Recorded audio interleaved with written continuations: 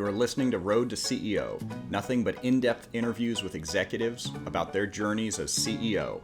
I'm your host, Will Marlow, and I hope you enjoy the show. Be less busy, be more thought-provoking, find the best people and let them do their job.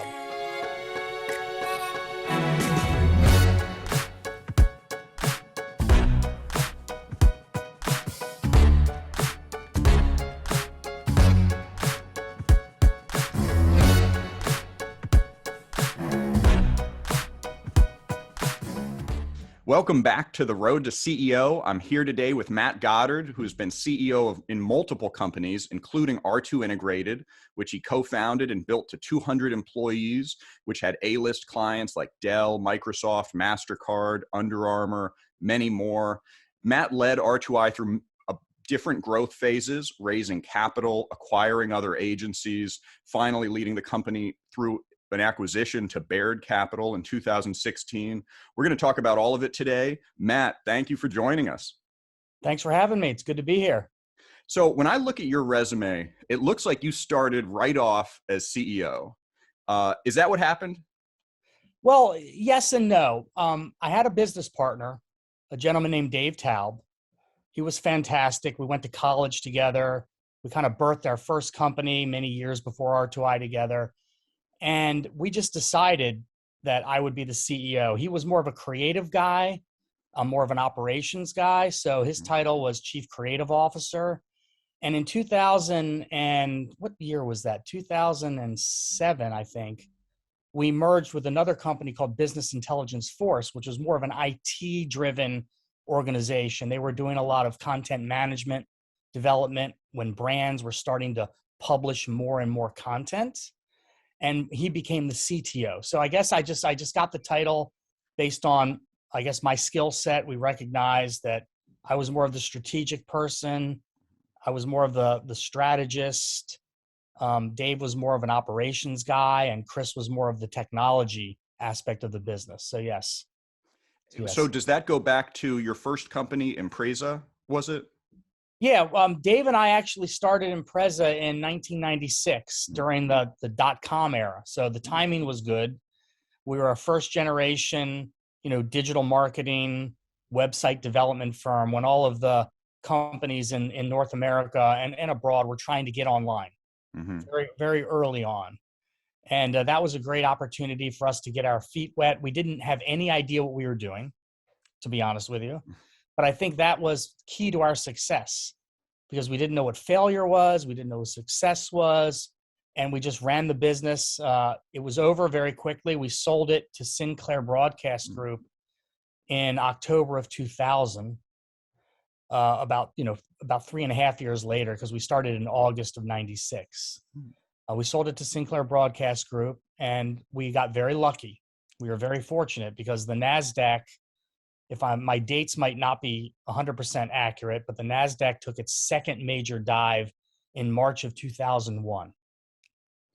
So we learned the fine line between success and failure. That was the only lesson, the major lesson I got from Impreza, although it was a great company, we had a successful exit, was there's a very thin line between success and failure because a lot of our competition ended up going out of business in 2001. So we were very lucky, very lucky. That's fascinating. And it's also interesting how those dates kind of do stick with you, because we were talking earlier about how some dates are really hard to remember. I'll always remember October 2010. And who knows, maybe I've got that date wrong, but I have October 2010 burned in my memory because I recall the stock market dropping 10% all at once. And then that was the start of a big recession. And I remember capital got more expensive and I was raising capital. I was raising money at that time. And so I'd planned out a company in 2009, ran it in 2000, started building it after that. And I had to rethink all of the numbers because you suddenly could get about a quarter of the capital after the recession started. Sure. So some dates are hard to remember and others really stick with you. Yep. They say that if there's a major event of some kind on a particular date, you'll recall it But if there isn't, it's tough to sometimes remember dates for sure. Yeah. So okay, so that one predated R2 Integrated, and but R2 Integrated did form with a merger, I believe. You said. Yeah, what happened was Dave and I started R2 Integrated around 2005. I spent a year traveling around the world after my employment agreement with Sinclair ran out. Dave spent that year kind of gearing up to start his next agency. When I got back from my trip, which was maybe September, October, I went to Dave and I said, "Hey, do you want to do this again? Do you want to do another one?" And he said yes. So we started R2I in around 2005. In 2007, I think it was, we met a gentleman named Chris Chodnicki. He owned a company called Business Intelligence Force. And what was interesting about his company was they were doing a lot of open source content management integration for companies. Because as you know, all websites, they have the design, the front end, the messaging, the personas, the user paths that you create, but they also have the technology backend. And I recognized that the technology backend was going to start playing a greater and greater role because brands were now becoming not just advertisers, but they were becoming publishers. And Google and Facebook, eventually Facebook was going to drive a lot of this. And brands were going to start building one-on-one relationships with their customers, not having to go through a television program or a website and have a banner ad sitting at the top of the screen. So we recognized that content management was going to play a major role, which eventually transformed into customer experience management. And the experience management industry was R2I's major service offering that we provided. And that was how we obtained some of our larger customers. But it really was all about that one-to-one relationship that businesses needed to form with all of their customers. And that was kind of the Web 2.0. And then they built one-to-one relationships through social media, through their publishing of content. And it was a fascinating time to be in the space. But Chris Chodnicki was the start of that. He had a company that was kind of started to play around with those concepts. So we merged with him in 2007, and the rest is history. I see. That's fascinating. So would you say that's one of your, did that remain one of the core kind of values and differentiators of R2 Integrated? Was that publisher type insight that brands needed to understand that? Yes, we went through a number of strategic business decisions throughout my time at R2I. Most of them worked, not all of them worked, of course. But the first one was that brands were going to become publishers. Mm-hmm. We had our conference rooms at R2I were named Publish, Engage, Connect, and Understand. So you publish content to engage your audience. You eventually connect with those audiences, get them into your CRM system, start to build those relationships. And the understand part was the data aspect. You have to have data-driven marketing. You need to understand what is effective, what's not effective, so that you can, optimize your programs. So it was publish, engage, connect, understand. And that was our mantra through 2007 through 2011. Then we eventually, in 2010, we also made some very interesting strategic decisions around social and around how social media, there were two aspects of social. There was the social media aspect and the social networking aspect.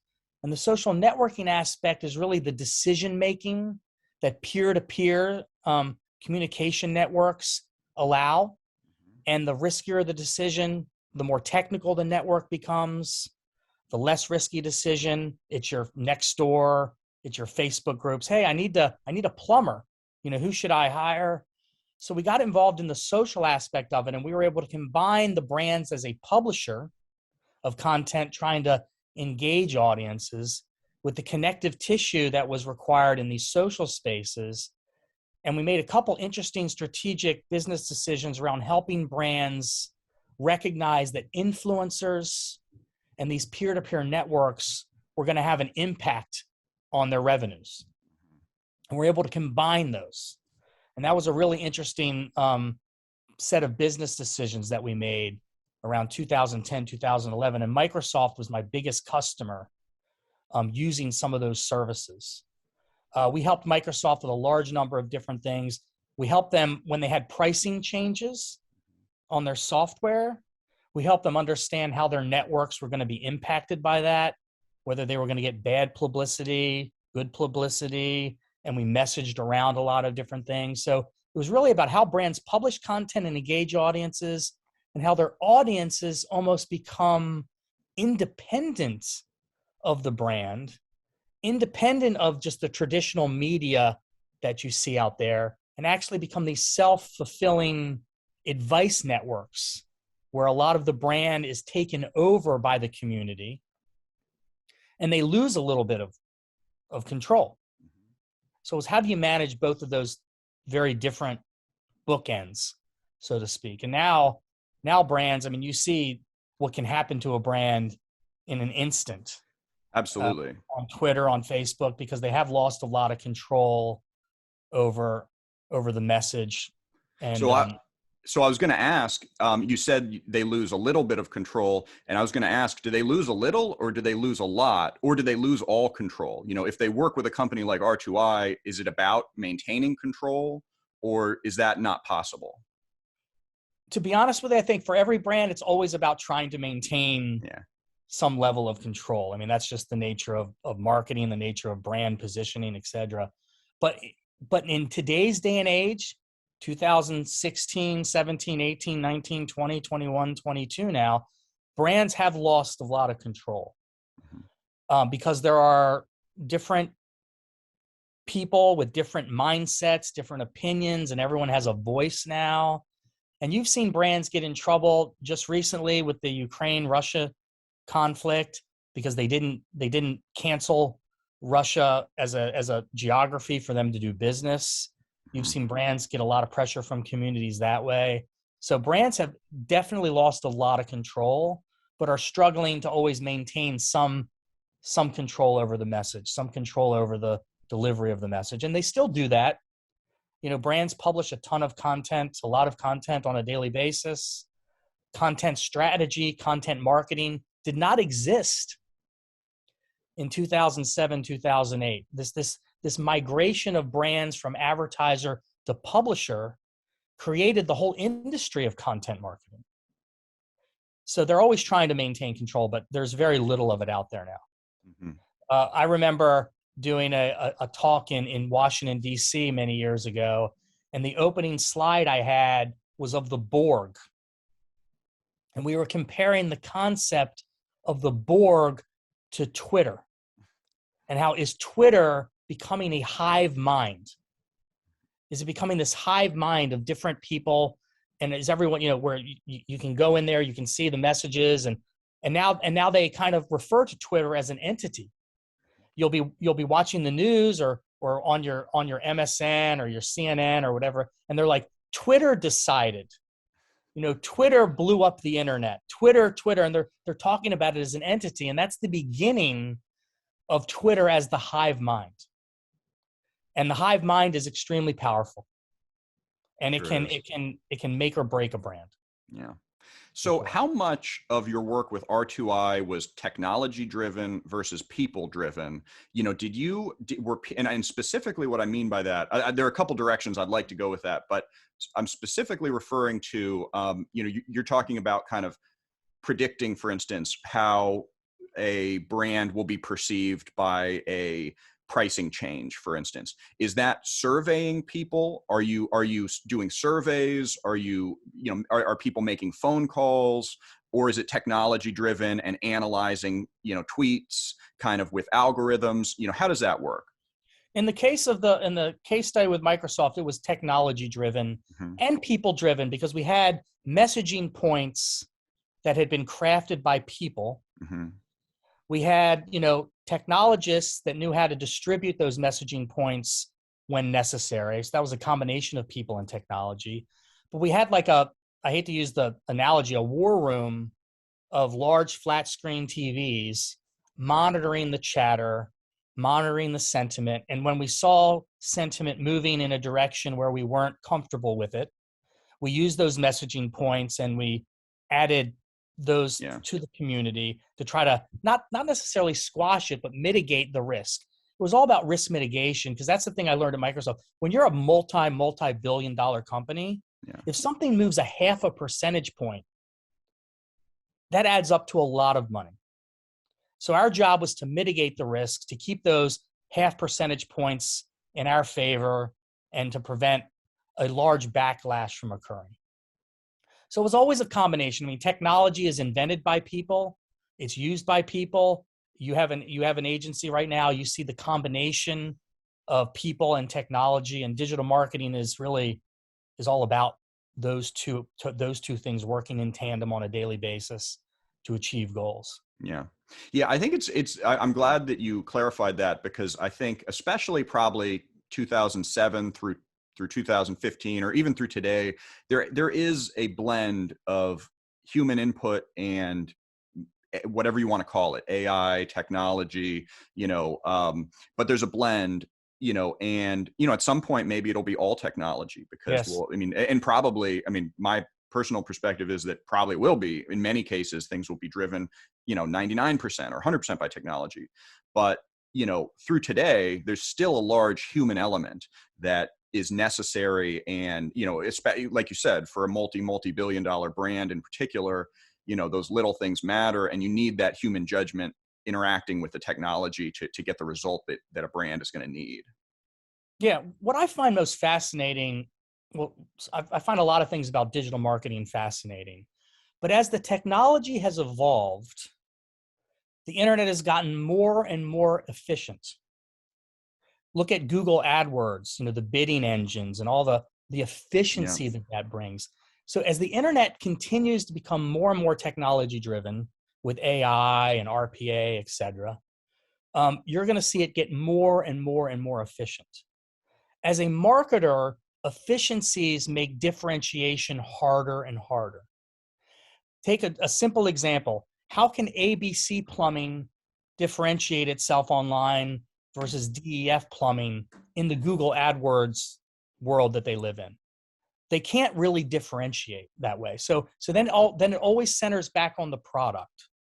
The best products in a highly efficient marketplace, driven by AI, driven by RPA, which is robotic process automation, driven by those things, the products eventually become the center of the universe. When you combine that with the social spaces and the hive mind that we talked about, where brands do not have complete control of their message, the product even becomes more and more important. More and more important. So I've seen this crazy evolution of technology and efficiency, and it makes it harder and harder and harder for the marketing department to actually create any differentiation.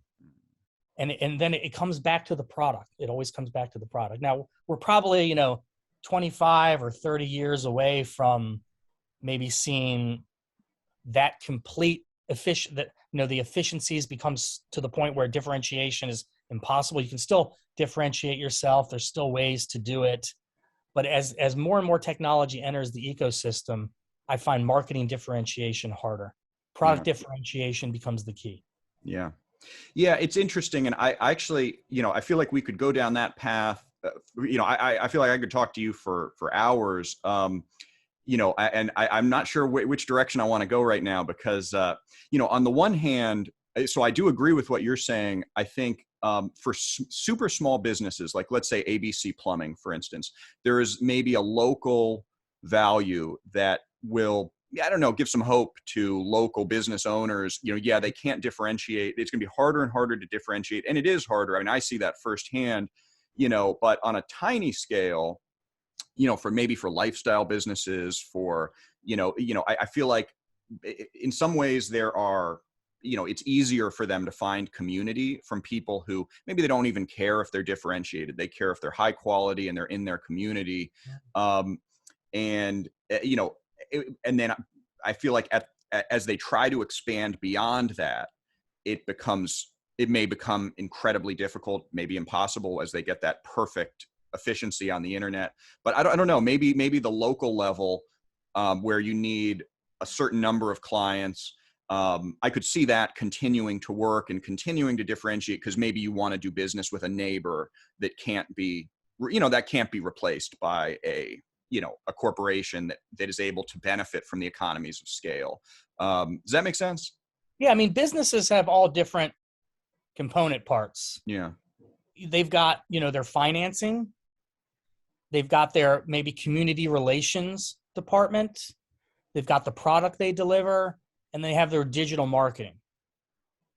I was really referring to the digital marketing pipe and the difficulty in differentiating there. And what that does is that then puts more value, and when you add value, you add a little pressure to the other pipes. So in your example, being entrenched in your community, having a great community relations person, sponsoring the local T-ball league, that might be how you have to differentiate yourself in the future. And your product needs to be really good. Otherwise, you're going to get slammed. But on the digital marketing pipe, I feel AI is going to make differentiation almost impossible. I mean, you can differentiate the creative team. Some creatives better than others. And you can differentiate in those other buckets we mentioned. But in the straight digital, I remember we differentiators in 2008 when social was, starting to become a thing.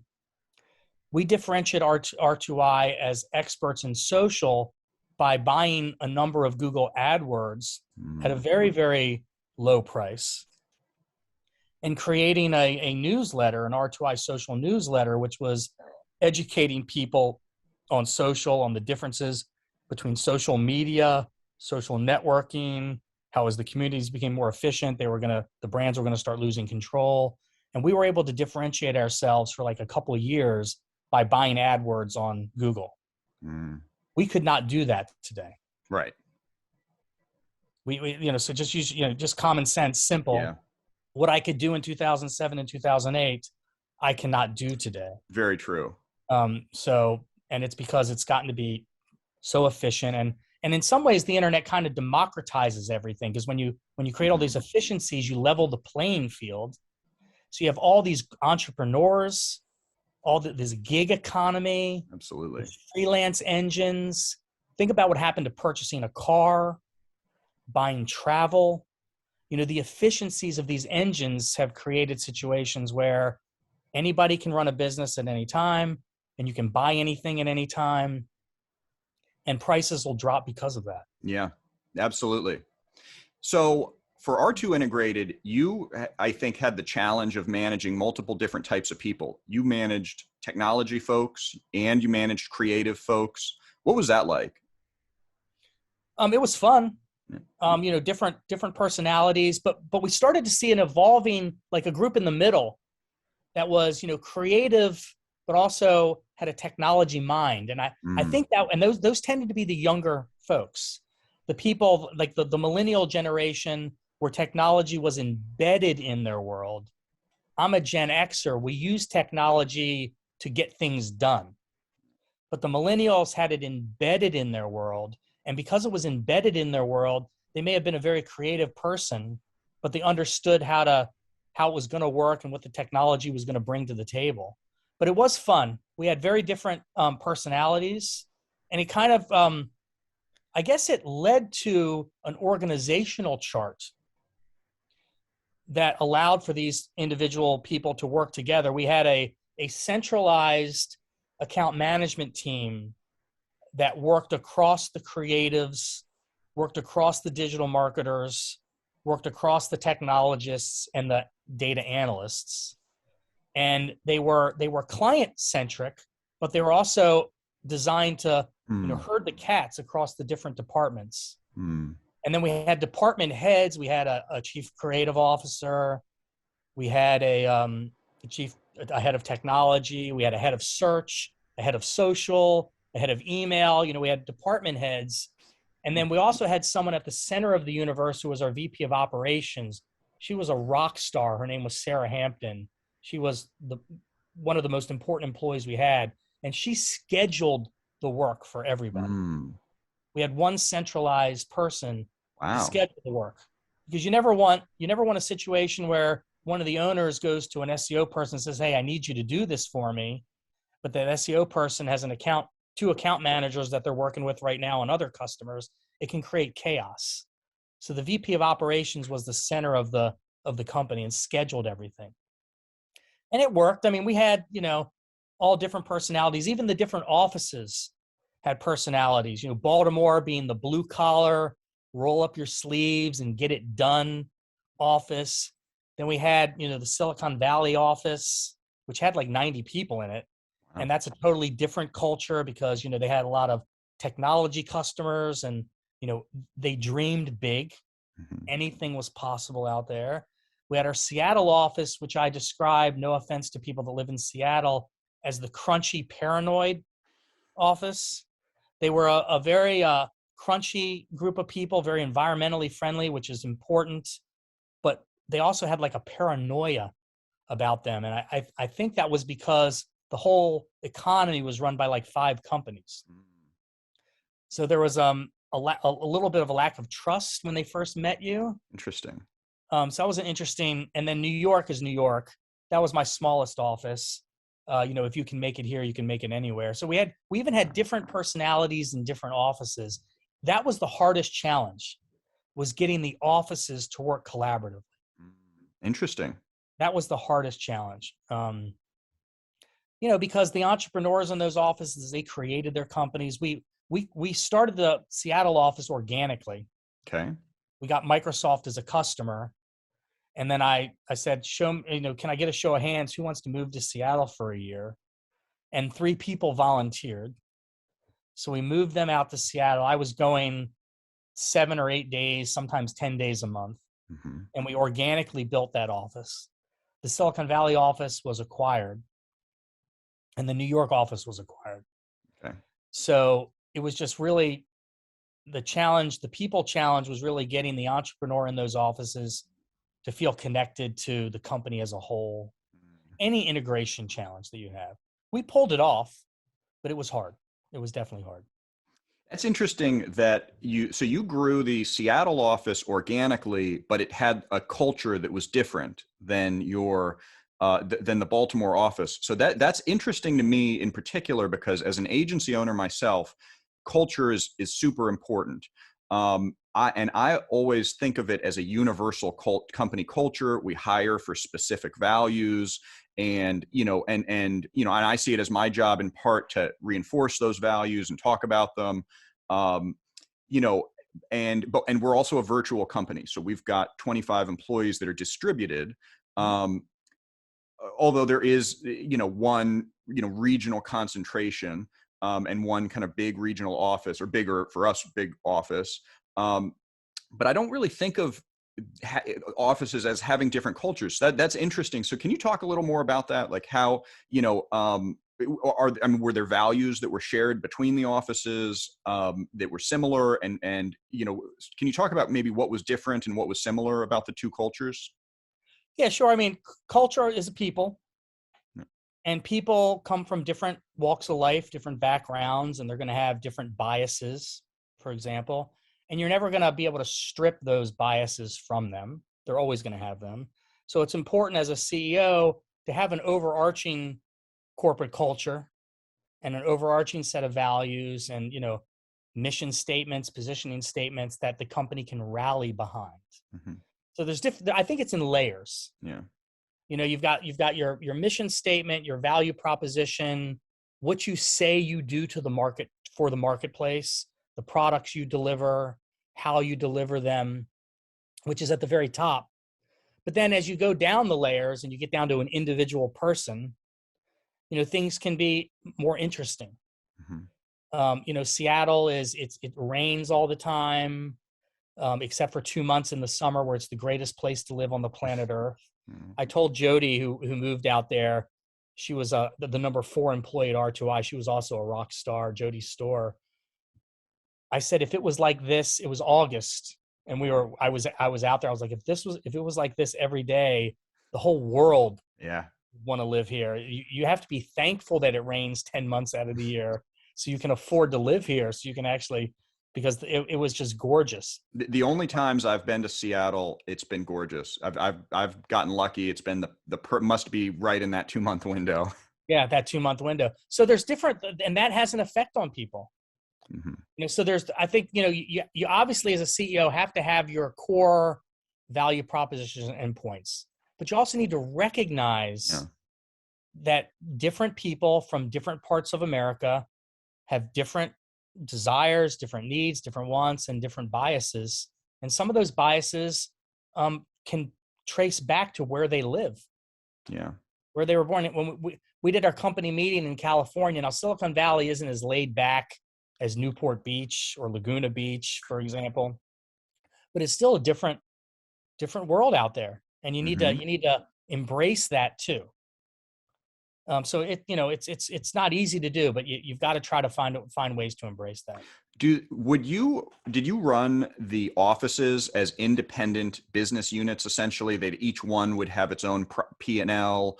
Each one would kind of almost be an independent business, essentially, and they would all be operating under kind of the R2I umbrella, or were they all operating under one big profit and loss type model? We did it in phases. When we first made the acquisitions, we centralized sales and marketing. So a sale could be made in Boston, Massachusetts, and that work could be done in Campbell, California. Mm-hmm. So we centralized the sales and marketing. We centralized the back office. We centralized the HR. But the delivery teams were office specific. We did that because we didn't want to, you don't want to create too much chaos and too much change right away. So we kept the delivery teams central, and the delivery teams, because they stayed central to their office location, had different flavors. Silicon Valley had a different flavor from the perspective of the companies they had the most expertise with, which were high-tech startup companies, and not just Series A, $1 million in the bank. We're talking about Series D, $100 million, $200 million finance businesses. And they also were really good with the creative. And then we had the Baltimore office, which, interestingly enough, most people don't realize Maryland has like the second highest, technology educated workforce in the nation, became like the technology hub of the firm. It became our experience management team. We ended up aligning ourselves with some of the largest experience management companies in the world, like Adobe and Sycor. They became our partners, and that became the experience management hub. And then we had Seattle almost became our social marketing hub, because we incubated a lot of our social strategies with Microsoft, which was a very forward-thinking business. You may not think that of a Microsoft because it's such a behemoth, but they were very forward-thinking. And they understood what social was going to be. So they had a lot of expertise in social, and also email and CRM. We did a lot of email marketing for Microsoft. New York was just a small little office. We had like 20 people in there. They were kind of a jack of all trades type of office. So we had different centers of excellence. But eventually, like in 2015 and early 2016, our hiring practices evolved. And now we didn't care where you sat. We didn't care what office you were in. Interesting. We would hire people from anywhere as long as they had the ability to deliver for us. So we had some social people in Seattle because we found the best social person we could. I mean, in Silicon Valley, I'm sorry. We had some social people in Silicon Valley. We had some technologists in Seattle. One of our major technologists, the head of the technology team, lived in St. Louis. So we modified that behavior, but it was a slow progression. So what you're I'm sorry, go on. From 2013 to 2016.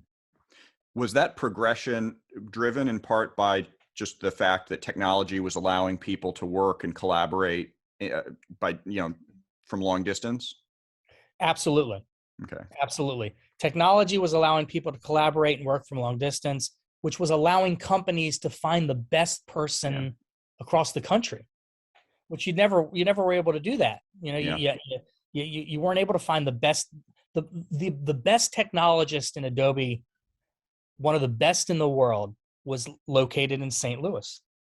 We were able to bring that person into our world. Yeah.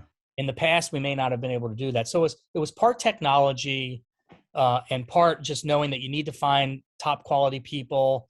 It's hard to hire in our industry. So Yeah. sometimes you can't, the best person in your particular geography is already working for somebody else. Yeah. And you can't, I never recruited. I was never a headhunter type of person. I felt that was unethical from a business perspective. I never did that. So we weren't going to pluck somebody from company A and try to get them to come to our company. So you may not find the best person in your location. And now technology has become so, it's so prevalent to be able to work from anywhere. And COVID actually became like a catalyst for working everywhere, and became a catalyst for the employees.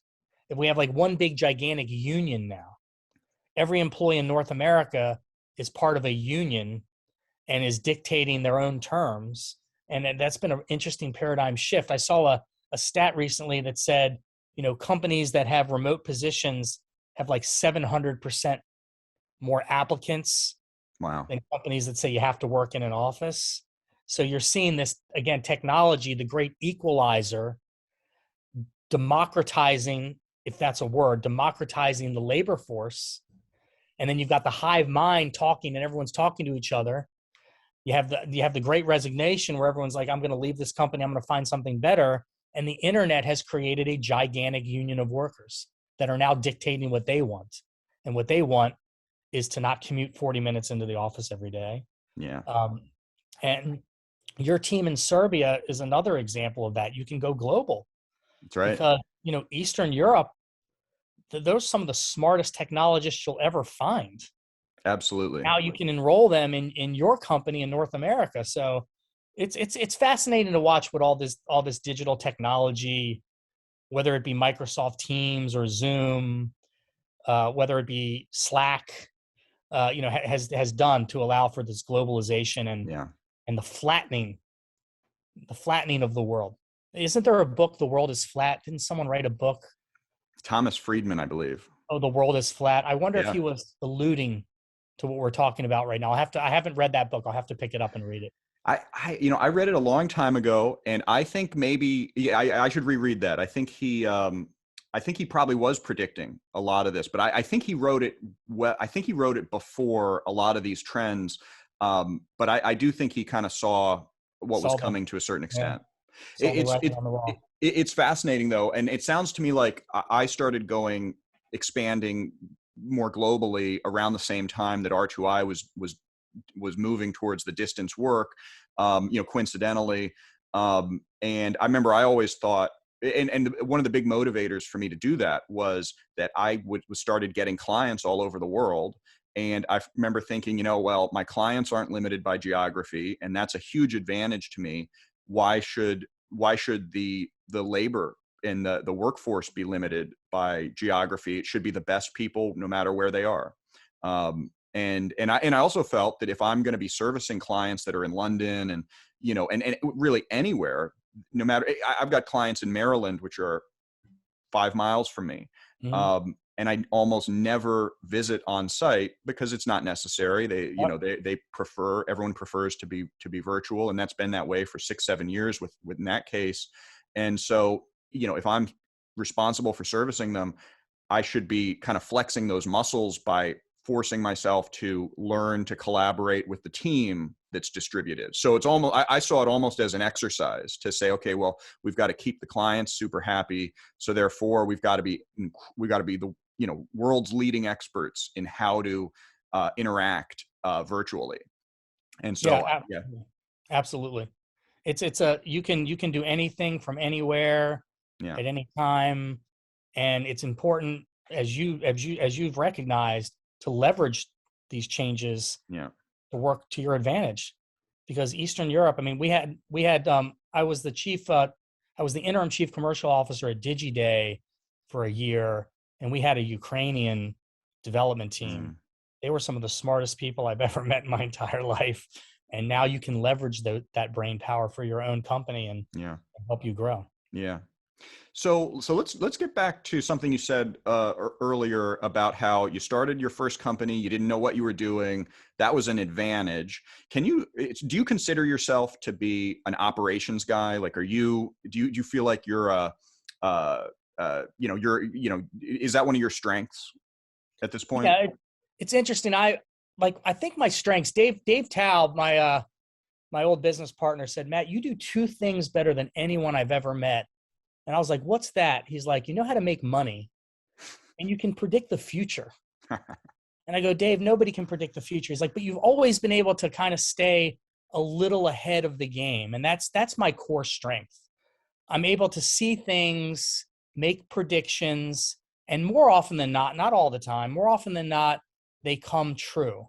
And I did that with brands as publishers. I did that with the social marketing space. The third thing we did is we built an analytics engine using Tableau and an ETL that our developers coded.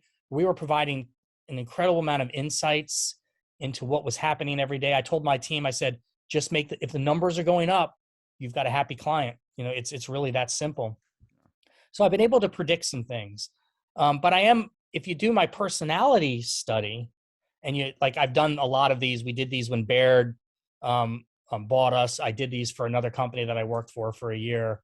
I'm an analyzer. That's my personality. And I'm also a builder innovator.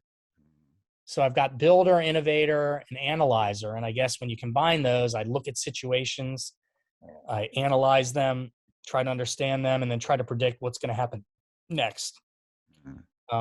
So that's really me. I can do operations. I was the COO for a small company in Gaithersburg for a year, which was really fun. So I can do the operations, but at the higher level, I can do operational systems. I can't execute. That's probably my biggest weakness, is to actually get my hands onto that Google AdWords dashboard and execute. That's not me. But I can create operational systems, and I can look out. Nice. I told my partners when R2I in like 2015, I'm like, you may not like my job now, but my job is to look a year and 2 years out. I can't spend my time in the day-to-day anymore. I can't do that. I did that for many, many years. I can't do that anymore. I got to look out, because that's going to make sure that we survive and thrive as a company. Now, what year did you say that you started to do that? 2015. 2015. Okay, very cool. Yeah, very cool. We sold the company maybe a little earlier than what we thought we would sell it, but the valuations were really high at the time. And I had a minority private equity investor named Oryx. They're out of Dallas. And although it was fun to have them, we felt like we lost a little bit of our entrepreneurial DNA. When you bring in institutional money, that can happen. So the valuations were really high. Our entrepreneurial DNA was slowly starting to fade because it became a numbers game when you have institutional money. And I took a look around the company. This is the hardest thing I had to do. I took a look around the company, and we had some really bright people, really smart people that we probably could have gotten the company to 50 million. We sold it at 35 million. We probably could have got it to 50 million, but that would have been a risk. Yeah. So I'm looking at the risk between 35 and 50. And I saw tremendous risk there. And I saw the fact we may have to let some of our senior people go and bring on additional people, which a really great CEO would have just done that. I was too connected to some of those people. They helped me build the business.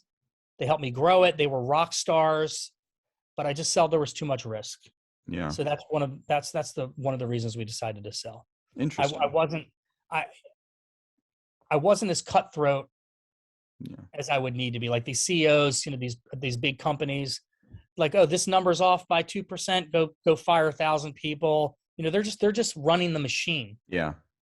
When you're a small business owner, your machine tends to be people that you know and you like, that you've celebrated holidays with, you've gone to their birthday parties, and it's a little bit harder. Yeah. A little bit harder. Yeah. Yeah, absolutely. Absolutely. So did you always have a plan to take on growth capital? I mean, obviously you started off, I assume you didn't have growth capital, but you came out of an exit that went well. So, you were doing just fine. Did you, I assume though, did you start off with kind of organic growth as the plan, and then you decided you wanted to bring on a growth partner? Or did you always plan on that? We did not always plan on bringing in a growth partner. This is part of my maturation as a CEO Okay. in terms of looking at the marketplace. We got the company up to around 17 million in revenue organically, Wow. which was pretty good. Yeah. And I looked at the marketplace, and at the time there were 8,900 agencies in North America. 8,800 of them were doing under 10 million in revenue. Yeah. So you're talking about a tremendous amount of fragmentation. Fragmented, fragmented, fragmented. You take that data point, then you look at the holding companies and what they've done, where they basically just buy different smaller agencies that are doing 20 or 30 million in revenue. Those 100 Mm-hmm. that have broken through and figured out how to do it. And they're buying them. So you've got, again, these individual brands sitting in these gigantic holding companies. Private equity entered digital marketing relatively recently because of the customer experience management, the fact that large companies needed that. They entered fairly recently. There weren't a lot of private equity companies that owned digital marketing agencies 10 years ago. So now they're in the market. And when I took all those, I said the only way we're going to really be able to grow this business, and our job was to always be centered in Baltimore, but we wanted to be a national company. I go to my partners. What else are we going to do? What else are we going to do? Let's grow this thing. So we brought on a minority investor, Oryx, and they helped us make a couple acquisitions, which was critical to our getting up to 35 million in revenue within like a couple of years. We went from 17 to 35 in like 3 years, I guess, because we made a couple different acquisitions.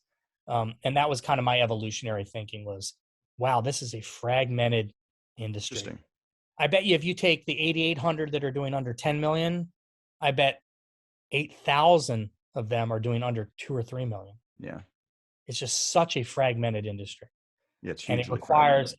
it requires you to make acquisitions in order to grow. Mm. If you want to really make a name for yourself. Yeah.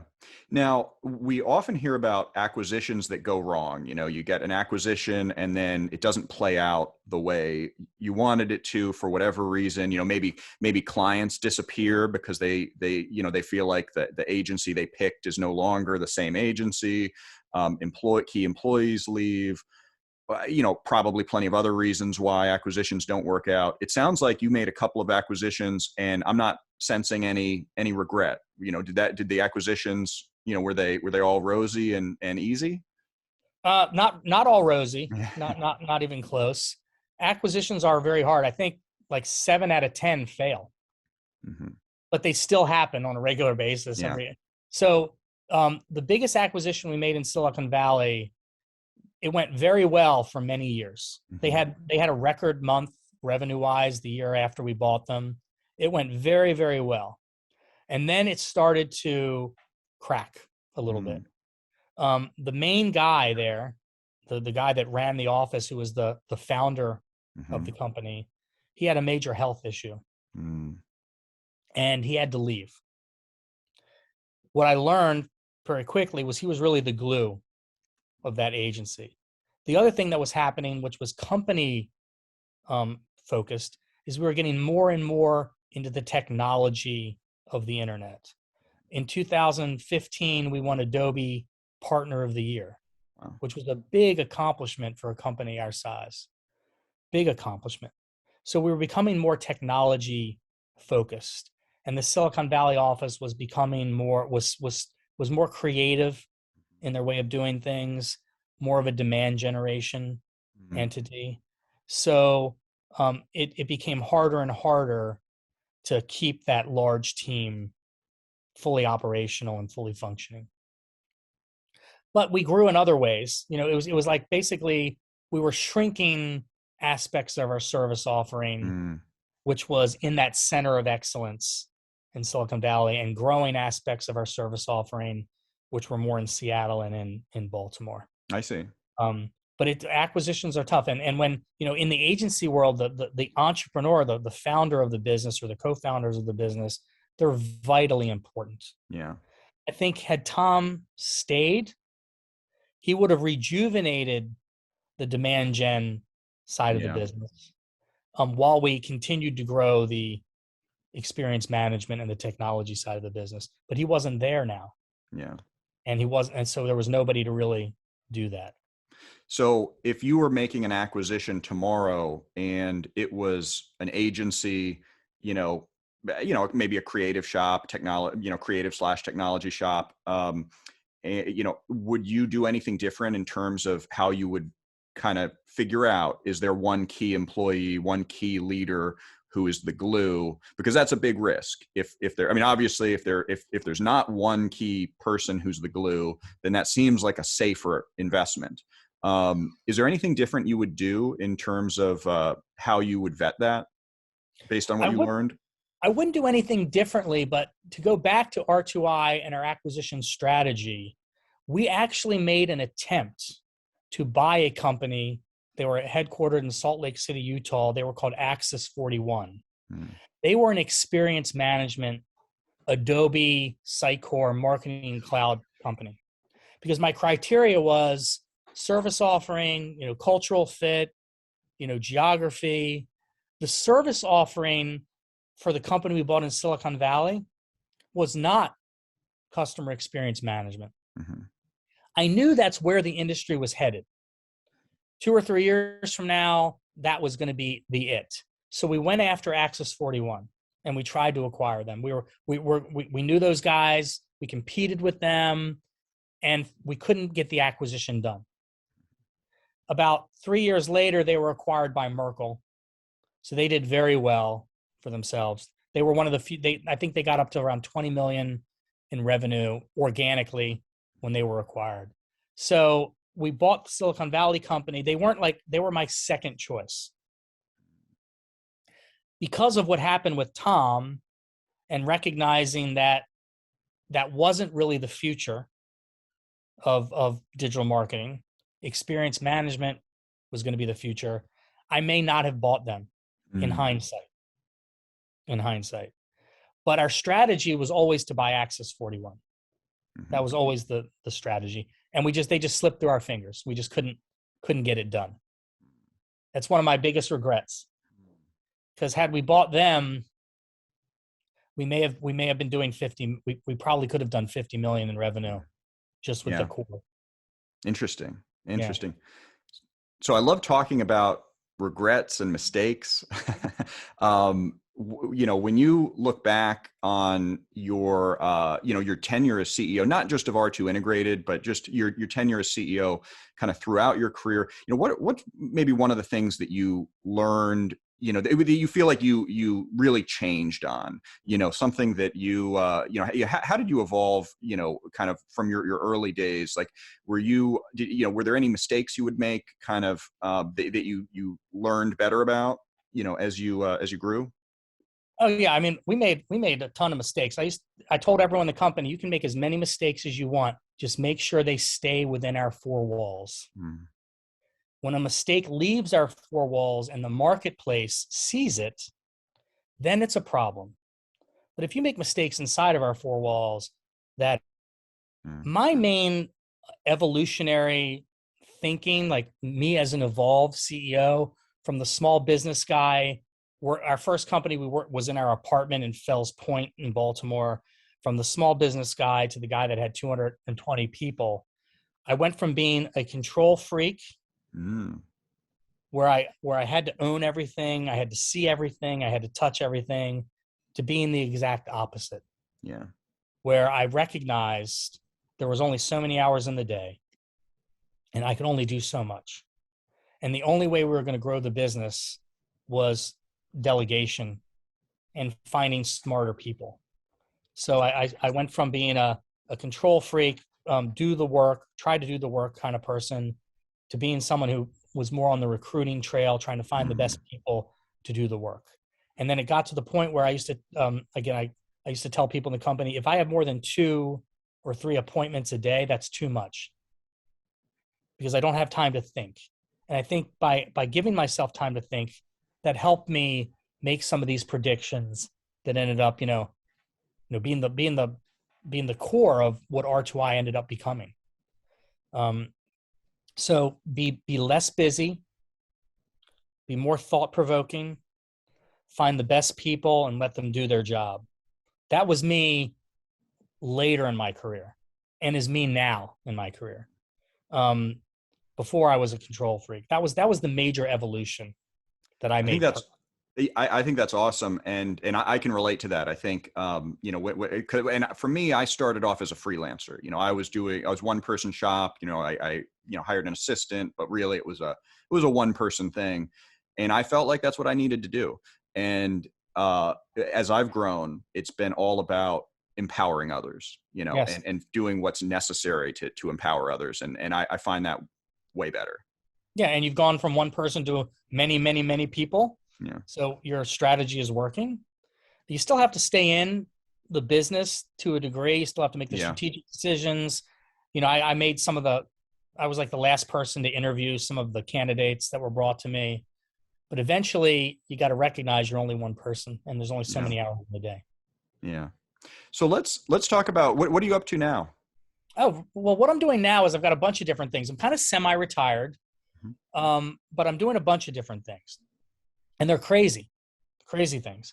I've got a luxury watch trading business where we buy and sell luxury watches, expensive ones like $180,000, $200,000 watches. And the watch market has gone bananas over the last couple of years. So that's been a lot of fun. I have a partner in Florida who basically does the execution, finds the trades, buys the trades. I'm the capital, and I'm also the back office. I have a CPA. I got a CPA many, many, many years ago. So I do all the accounting and the tax returns. Oh, okay. That is a lot of fun. I just recently purchased 3 Pet Supplies Plus pet franchises. We think we found our first location. So we're going to open those. I'm not going to run them, but I'll oversee them. We're going to run those. So that's been a lot of fun. I'm learning all about the pet market. I've had a dog, I've had a cat in my life, but I didn't realize how obsessed America has gotten with their pets. Very true. And the money that they spend on their pets and the level of care that they provide them, it's fantastic. So we're doing that. I've been under the Goddard Digital, which is basically a placeholder. I've been the interim chief commercial officer for DigiDay.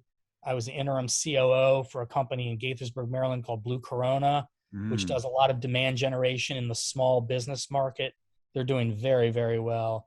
I actually took a CEO job with a company called Bulldog Media. I did that job about a year ago, and that was a big challenge for me because they were in Madison, South Dakota, which was far. And culturally, I was struggling to get in with the team. I was only there 6 or 7 days a month, and it was just really hard. They had taken a major hit in the market. Our revenues were starting to go back up, but I couldn't culturally connect with the team. And the founder was still there. He's a rock star, really sharp guy, and the team always gravitated towards him. And I basically ended up just leaving. I see. So now I'm doing some consulting. I'm kind of looking around, applying. I'd like to maybe get into private equity investments or a startup company. I don't want to go work for a mature business that has it all figured out. So a small startup company that needs some horsepower, needs some brain power, or maybe an M&A private equity, because I always enjoyed making the acquisitions. I always enjoyed hearing the pitches, dissecting them, finding the flaws, finding the positives. I always really enjoyed that. So I'm kind of noodling around right now. But that's all I'm doing right now. Well, that sounds like enough. That's you've got a lot of things going on. That's Yeah, I got very some balls interesting. in the air. What's the name of the watch, the watch company? C&M Watch Trading. Hmm. It's my business partner's named Cal Knight. He's again ridiculously good. Knows the watch business like the back of his hand. So it's Cal and Matt Watch Trading. We don't have a Ah, website. Everything is done through relationships. I see. Again, but the internet is starting to enter the watch business. Yeah. eBay, there's Chrono24, there are different websites, there's Value Your Watch, different websites out there that are helping, level the playing field in the watch trading business, which will eventually cause my margins to squeeze a little bit. Yeah. That's what happens. But we're watching that pretty closely, and Cal also, he's an interesting guy. He's got some ideas for the next technology that might disrupt the watch business even more. Interesting. And we're starting to map some of those ideas on paper, and maybe we'll build some software that takes the eBay and the Chrono24 and changes the paradigm a little bit. Very That might be cool. on the horizon.